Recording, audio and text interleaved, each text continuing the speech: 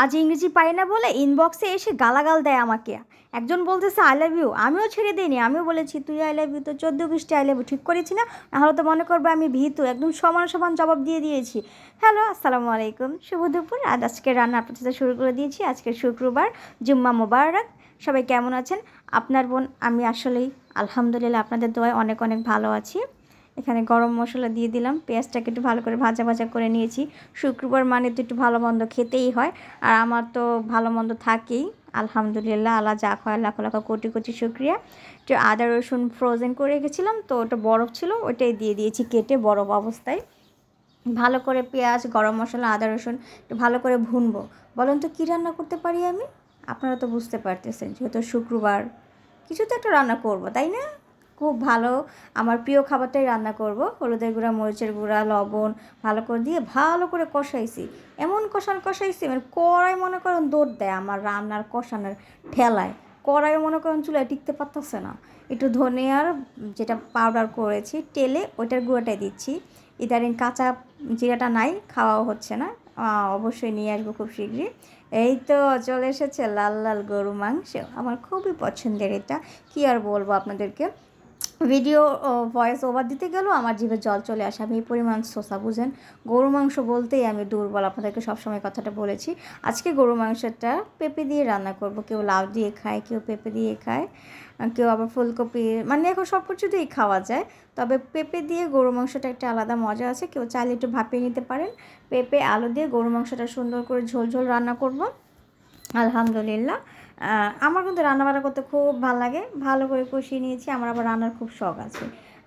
অনেকের মানে খাওয়ার শখ থাকে, আমার রান্নারও শখ আছে, খাওয়ারও শখ আছে, সবই আছে। মাংসের জন্য আমি গরম পানি বসিয়ে রেখেছিলাম, সেটা ফুটে উঠেছে, দিয়ে দিয়েছি। তরকারি, মাংস সব কিছুতে আমি একটু গরম পানি দেওয়ার চেষ্টা করি, এতে তাড়াতাড়ি বলক হচ্ছে, রান্নাটা সুন্দর হয়। এটা আপনারাও করার চেষ্টা করবেন।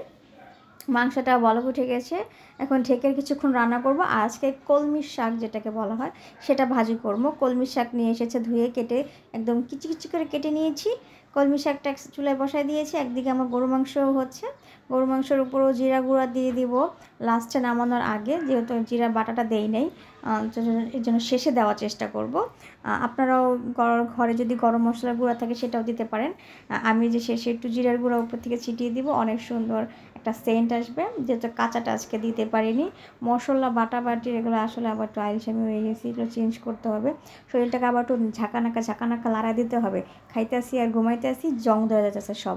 এই কাজ টাজ করতে হবে, জিরা বাটতে হবে, সব কিছু আবার বাটা খেতে হবে। কিসের ব্লেন্ডার, এই ব্লেন্ডার এগুলো এসে মহিলাদেরকে একদম অলস বানিয়ে দিয়েছে। এখন থেকে আমাদেরকে এসব অভ্যাস বাদ দিতে হবে।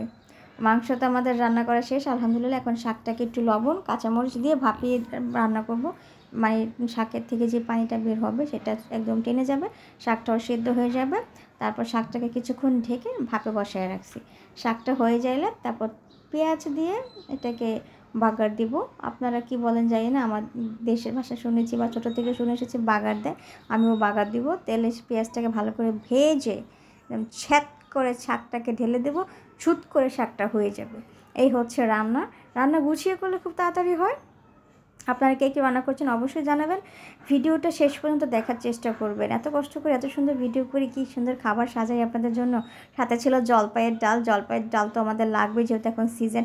আর ডাল দিয়ে ভাত না খেলে না আমার তৃপ্তি হয় না, ডাল দিয়ে ভাত খেতেই হবে। দেখেন কি সুন্দর করে গুছিয়ে নিয়েছি। Thank you for watching my video.